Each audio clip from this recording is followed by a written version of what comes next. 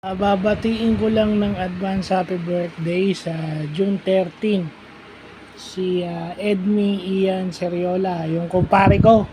Yung kumpare kong napaka-pogi at yung tatay ng inaanak kong si Princess. Yan, yung maganda kong inaanak na si Princess. Birthday sa June 13. Oh, magkaedad lang tayo ha. So hindi ako pwede magkamali. So 11 days lang ang tanda ko sa'yo, pero mas gwapo ka talaga. So, wishing you good health at saka less stress. Sana mapanatili mo yung kalusugan mo para sa magaganda mong gawain, lalo na yung pagtatanim. Nako.